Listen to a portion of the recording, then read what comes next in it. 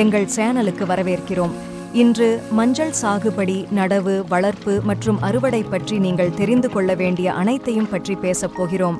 மஞ்சள் அதன் துடிப்பான மஞ்சள் நிறம் மற்றும் மண்ணின் சுவைக்காக அறியப்பட்ட ஒரு பிரபலமான மசாலா ஆகும்.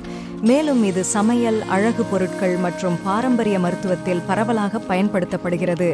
நீங்கள் எப்போதாவது வீட்டில் உங்கள் சொந்த மஞ்சளை வளர்க்க விரும்பினால் இந்த வீடியோ உங்களுக்கானது. முதலில் சாகுபடி பற்றி பேசலாம். மஞ்சள் ஒரு வெப்பமண்டல தாவரமாகும். இது சூடான, ஈரப்பதமான நிலையில் செழித்து வளரும். இது தரையில் அல்லது கொள்கலன்களில் வளர்க்கப்படலாம்.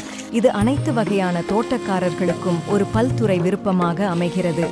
மஞ்சளை பயிரிடும் போது ஆரோக்கியமான வளர்ச்சியை ஊக்குவிக்க நன்கு வடிகால் நிறைந்த மண்ணையும் சூரிய ஒளிப்படும் இடத்தையும் தேர்ந்தெடுப்பது முக்கியம். அடுத்து நடவு செய்வதை மூடுவோம். மஞ்சள் பொதுவாக வேர்த்தண்டு கிழங்குகளை பயன்படுத்தி நடப்படுகிறது. அவை புதிய தளிர்களை உருவாக்கும் வேர் போன்ற அமைப்புகளாகும். ஆழமற்ற துளைகளில் வேர்த்தண்டு கிழங்குகளை நட்டு அவற்றை மண்ணின் அடுக்குடன் மூடுவது அவசியம். நடவு செய்தவுடன் மஞ்சளுக்கு வழக்கமான நீர்ப்பாசனம் மற்றும் தழைக்கூளம் ஈரப்பதத்தை பராமரிக்கவும் களைகளை அடக்கவும் தேவைப்படுகிறது. நடவு செய்த பிறகு மஞ்சளை வளர்ப்பதில் கவனம் செலுத்த வேண்டிய நேரம் இது.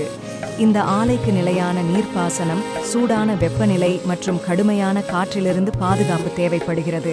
மஞ்சளுக்கு தொடர்ந்து உரமிடுவது மற்றும் அதன் வளர்ச்சியை பாதிக்கக்கூடிய பூச்சிகள் மற்றும் நோய்களுக்கு ஒரு கண் வைத்திருப்பது அவசியம். இறுதியாக அறுவடை பற்றி பேசுவோம். இலைகள் மற்றும் தண்டுகள் மஞ்சள் நிறமாக மாறி காய்ந்தவுடன் மஞ்சளை அறுவடை செய்யலாம். வேர்த்தண்டு கிழங்குகளை மெதுவாக தோண்டி அவற்றை சேதப்படுத்தாமல் கவனமாக இருங்கள். அவற்றை நன்கு கழுவவும்.